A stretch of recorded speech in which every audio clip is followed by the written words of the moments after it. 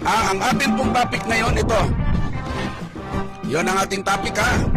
Yan. Balitang inambos at patay na si Biguas, isang paglihis sa katotohanang issue.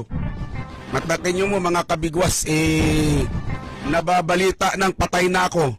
Inambos daw ako, kaya mamaya inyo pong subaybayan yan. Malalaman po ninyo yan ang katotohanan. Oh. Mga kabigwas, basahin muna natin itong inyong mga mensahe mula po sa hotline, ha? Eto, sabi dito, good morning po, Idol. Tommy, durugin po ninyo ang nagpapalabas ng fake news ukol sa'yo. Opo, maya-maya po konti. Eto naman galing sa 253. Idol, may demonyo na naman nagpakalat ng fake news. Dapat na yan tadyakan sa mukha, hindi na vlogger yan. Okay. Okay, yan ha, tama yan. Tama yung nagpapakalat ng news, fake news ngayon.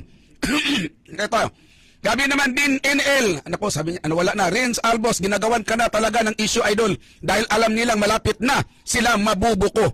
Hindi lang buko, booking na sila. Talaga naman. Okay. Itaas kunti. Kuya Tams, TV20. Magandang umaga. Idol Tommy Abilin, mag-ingat ka po palagi. Pa-shout out po from Mindanao, Idol Tommy. Okay. Eto si Rica, good morning Tommy, watching from program yo Cavite, from Cavite, okay. At sa Haba Ara, shout out po sa Tabugon, Cebu. Ay, mga taga Cebu. At ito naman, kasuhan mo, Idol, nagbalita na yan. Okay, sabi naman ni Kuya TV, magang umaga, Idol Tommy Abilin, mag-ingat ka po palagi. Shout out. Okay. Eto naman, laban po, proud kami, taga Cebu, sa'yo. Okay. Okay, taga Balanban po ako, ha. Ako po'y Bisayang Ilocano. Okay, ingat po, sabi nila. Galing naman kay Romero Mendoza. Sir Tom, baka naman po ipanawagan mo rin ng DSWD Sibuyan. Sa pala kay Jubilin Galino. Ano yun? Iba? Natabunan. Okay. Okay, DSWD. Okay, hindi na mahabol. Okay lang, sige lang. Okay. Okay na. Ano yan? Okay na yun. Sige, Enriquez, Richman, Sir, Bigwasan na yan. Okay, watching here from Iloilo. Mabuhay po kayo, mga taga Iloilo.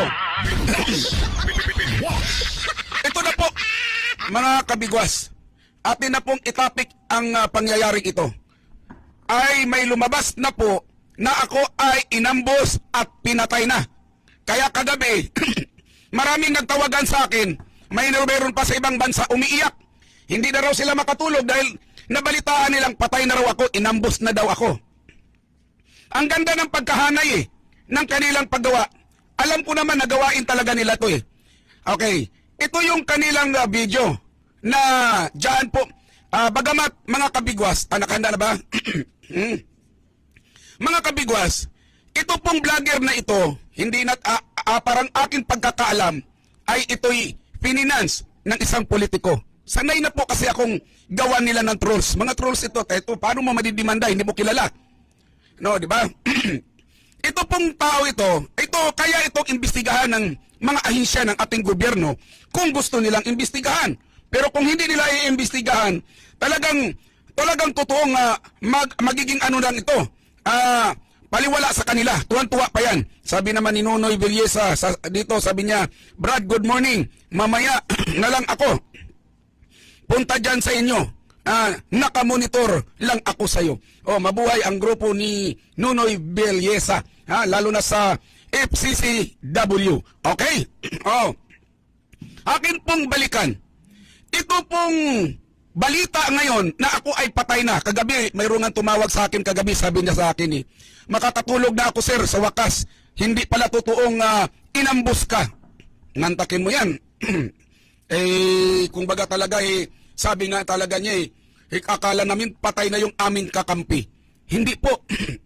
Bagamat ako ay tumikim na ng ilang bala, pero sa ngayon, sila muna ang mauna sa impyerno dahil hindi papayag si Satanas na mamatay ako. Kasi ambisyon ko yung trono niya, di ba? Kaya huwag kayong mag-alala. Yang mga tao na yan, ang unang mamatay, tatamaan yan. Mga kabigwas, ang lumabas po kagabi, mula kahapon hanggang kagabi, ang ganda ng kanilang paggagawa. Patay na raw ako. Ha? Ito po mga kabigwas, inyo pong panoorin. Ito. Viral ngayon at usap-usapan sa social media na di umano'y pumanaw na ang broadcaster sa Palawan na si Tommy Abili.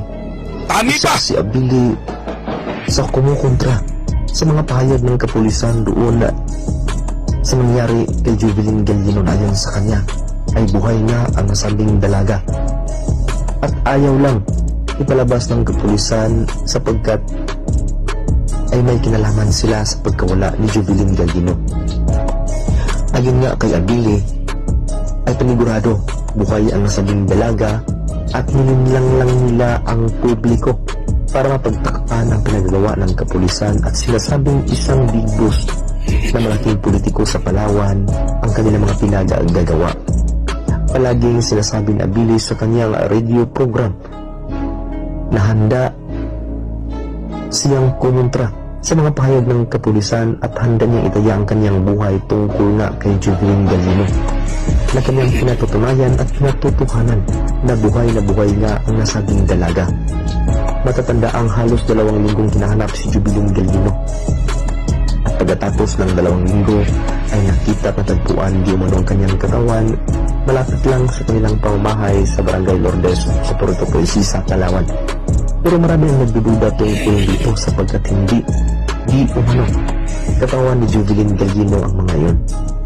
At dahil dito, nagsagawa agad ng DNA testing ang kapulisan sa Palawan. At isang iglap lang ay nagkaroon agad ng resulta na tumayan nila na kay Jubilin Gallino nga ang nasabi niya ang katawan. Pero marami pa rin ang kumukontra dito sapagkat para sa kanila ay napakabilis ng pangyayari at 2 linggo lang ay naalas agad at naging bungo at lansay ang nasabing dalaga.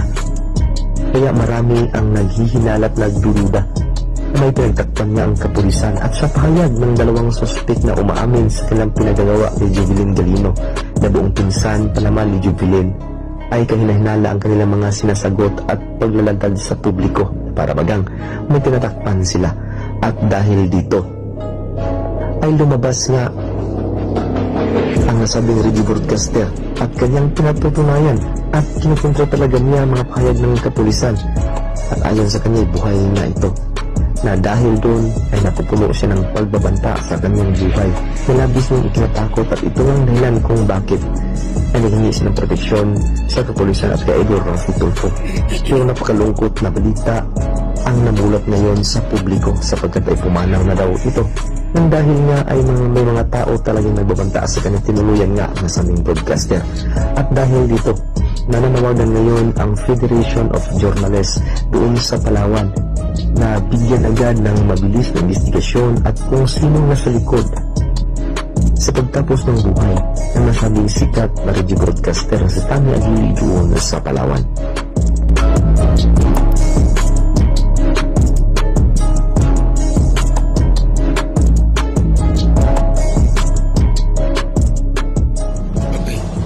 Okay. Mga kabigwas, yan napanood na po ninyo kung paano ako ginawan at sinabing patay na raw ako. Ang ganda ng pagkahanay ng balita na ako ay inambos. O baka ambusin pa lang ninyo, mga kumag, ha?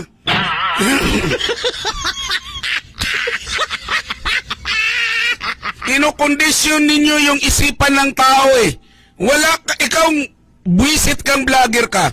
Doon sa lahat ng aking mga followers, kung yung kanyang vlog, i-down ninyo, i-report ninyo, talagang i-down ninyo siya para tapos i-unlike o ano, i-block para hindi na po makapag-vlog yan. Mga kabigwas, nangyari na rin sa atin yan, di ba? Yung binroadcast ni Elgin Damasco na ako ay papatayin ng isang komando. Mayroon bang ginawang hakbang ang ating mga investigador Wala. Hanggang ngayon, wala. Sumulat ayaw sa NBI, wala ding aksyon. Heto na. Binalita ng patay ako, kinukondisyon na nila ang inyong isipan para ambusin. Mabuti kahapon, hindi ako lumabas. Kasi kung lumabas, baka patay na nga ako kasi aambusin pala nila. May aambus pala sa akin.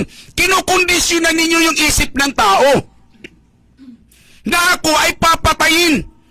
Para pag oras may nangyari sa akin, sasabihin ninyo, di ba, pumutok na nga gano'n na dapat nga siya ay mag-ingat dahil papatayin. Itong mga ginagawa nila Elgin Damasco, tulad ng nag-broadcast siya, napapatayin ako, nagsumbong sa kanya. Ikaw, unano ka, katulad ko, ha?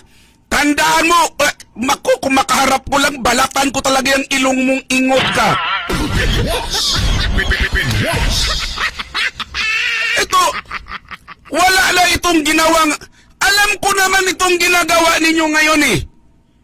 Itong ginawa ninyo, kasama ito nung trolls, naalala ninyo, nung ipinaglalaban ko na hindi ako papayag na mahati-hati ang Palawan, ay maraming trolls na nakipaglaban sa akin. 300 trolls! Ang sabi nga, sa bawat isa, kahit 5 trolls. Trolls na sila na 300, siniswelduhan, may trolls pang tagli-5.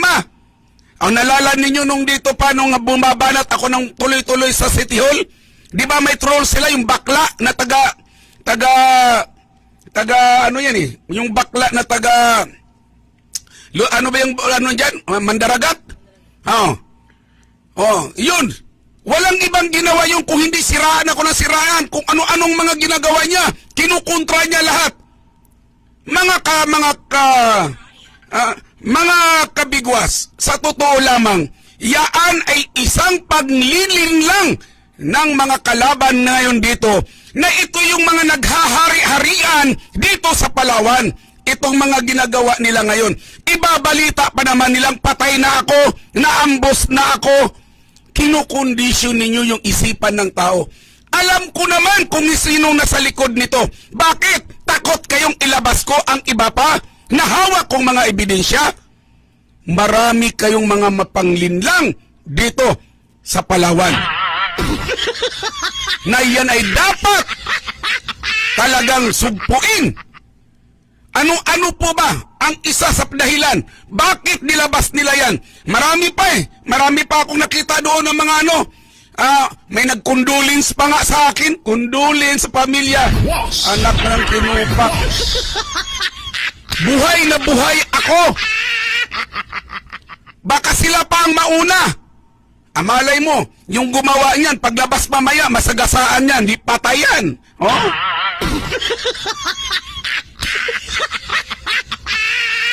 Pinalabas nilang patay na ako. Bakit? Anong dahilan?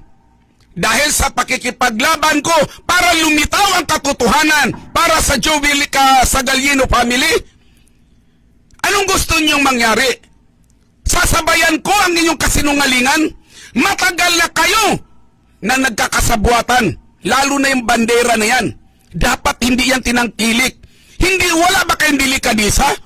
Isang broadcaster addict, tapos yung isang amo nila sinungaling?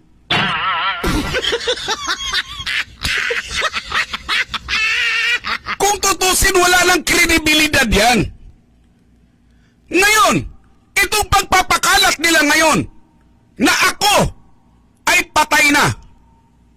Alam niyo po ba kung ano ang mangyayari niyan? Ang target nila para hindi mahinto ang isyo. Kasi ang Jovelyn, malapit nang mawawala ang isyo. Lumalamig na. Dahil pinaiikot na nila ng husto. Hinalo ng hinalo, lalong lumabo.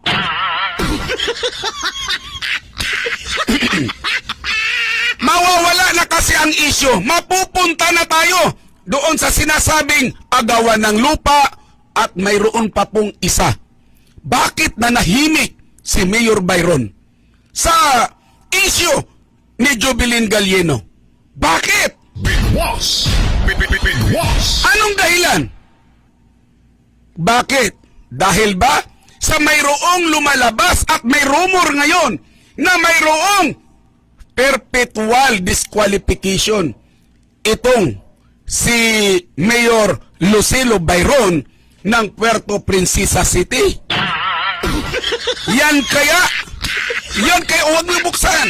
Yan kaya ang dahilan kung bakit hanggang ngayon ay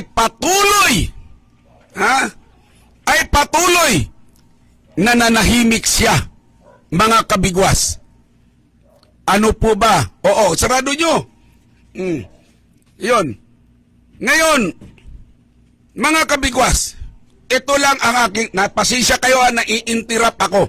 Dahil mayroong dapat ka, kumikilos sila kagad pag mayroong ano dyan. Hindi...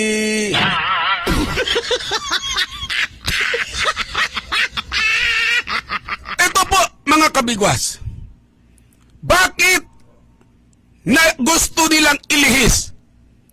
Mga kabigwas, dito po sa Puerto Princesa City, parang tilay gusto nilang tuloy-tuloy ang issue sa iba para hindi lumabas ang issue na ito. Mayroon pong rumor na mayroong tinatawag na perpetual disqualification itong aming alkalde na si Mayor Lucilo Bayron.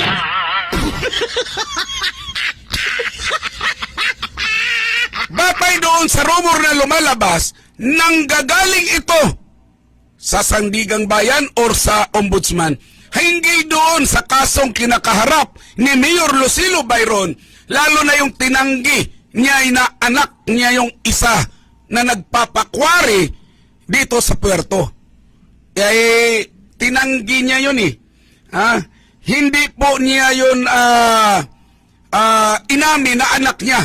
Kaya doon nagkaroon, kaya nga sinuspindi yan, bagamat ginamit niya ang mga tao para hindi masuspindi. Naka lang saglit siguro, mga 15, ilang ano ba yun? 2 months ata. Oh. Okay, mga kabigwas, ito po ang nangyayari dito. Mayroon pong kaso ang aming alkalde. Bagamat mayroong rumor na lumabas na. Pero hindi lamang po yan, mga kabigwas. Hindi lang yan. Ang totoo, kung lalabas na ang decision mula sa Comelec, mukhang tagilid na talaga siya. Dahil 58 na mga barangay captain ay handa ng lumaban sa aming alkalde. Bakit gustong lumaban? Dahil alam mo ba ang team nila? Talsik Bayron. Dahil si Bayron po ang amin pong alkalde dito. Mabuti ngayon, binuksan ninyo, ay di tuloy-tuloyin ko na. Si Bayron po ay pang-apat na termino na.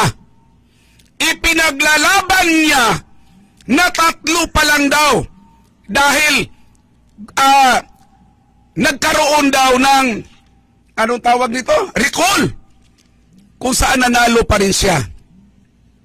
Mga kabigwas, pang-4 na termino na ng aming alkalde dito.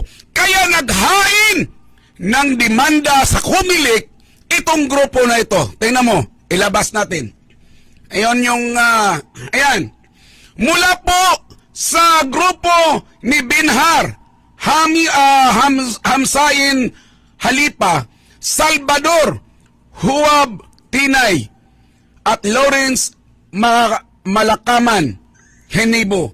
Yan po, sa grupo nila Tinay, ay naghain po yan sa Commission on Election, pakisarado. Naghain po yan ng petition o reklamo sa nagpain po ng reklamo sa Comelec para huwag kilalanin ang pagtakbo ni Mayor Lucilo Bayron dahil ito ay tapos na sa kanyang termino. Yan po naglabas na po ng kautusan ng Comelec na ilabas na dahil mantakin muna absuelto siya doon sa First Division. Sa First Division kasi iisa lang ang magdesisyon na absuelto na alam mo ang hinanap ng First Division ng Comelec. Diyan sa main office. Diyan po sa Palasyo de Gobernador. Alam niyo po ba kung ano ang hinanap? Bakit na-dismiss sa First Division? Hindi daw inattach yung kandidatura, yung COC, yung Candidate of Certificate ni Lucilo Byron. Samantalang inaprubahan nila, tumakbo na nga pinahirapan pa ninyo yung complainant na maghanap ng COC file. Kaya ginawan kagad ng mga complainant, dinala kagad sa Comelec at yun pinasok sa Second Division. Sa Second Division, 7 na sila ang magdidesisyon. Kung magkaroon man ng arigluhan sa iisa, ay mahirapan siya hanggang 7. Mamumulubi siya ron. Kaya dahil sa kapapaluap ng mga complainant, naglabas na ng kautusan ang Comelec na desisyonan na ng Comelec Inbank. Kapag oras, Second Division Comelec Inbank, oras na madesisyonan po ito, ang decision po na possible ay cancellation. Kapag cancellation, ang uupo po yung pinakamaraming boto na tumakbo noong nakaraan. Dahil lahat ng bumoto sa kanya ay mawawalang saysay.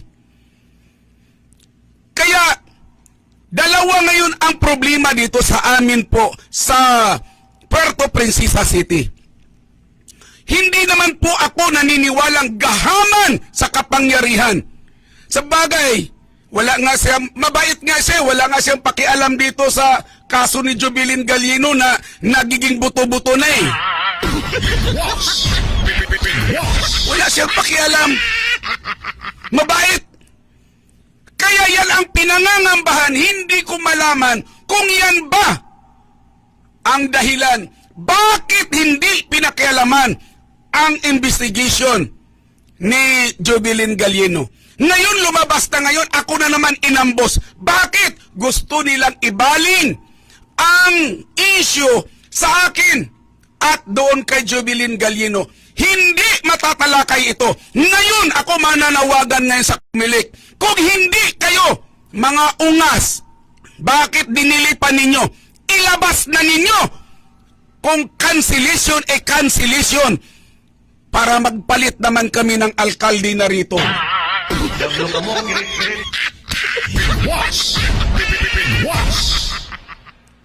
Dalawang bisis na po nag-order. Kaya yan ang palalabas ngayon. Kapag lumabas yan, hindi na po si Byron ang aming alkalde niyan. Kapag lumabas na cancellation of candidacy ni Byron, yan ang aming inaantabayanan. Bibilangin ko tong order ng Comelec. Pag dumami ang order ninyo at hindi nyo inaksyonan yan, hindi nyo ko masisisi na nagkaroon ng lagayan. Hindi ako masisisi na mag-isip ako na nagkaroon ng lagayan. Bakit hindi lumabas? Panay ang order na lang ng order. Wala namang lumalabas. Di ba? Kung talagang totoo kayong makabayan, ilabas nyo na. Hindi yung mag-iisip kami ng lagayan. Mahirap na kung dahil naantala dahil sa lagay. Sa amin kasi sa Bisaya, ang lagay nagabitay.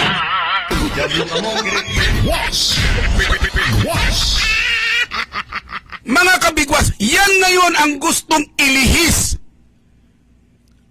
ang mga issue na ito.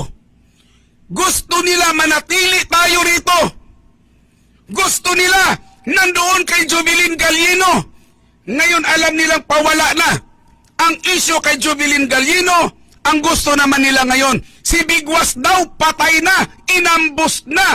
Kung hindi ba talaga, ano ba kayo, adik? Putang ina kayo, papatayin ko kung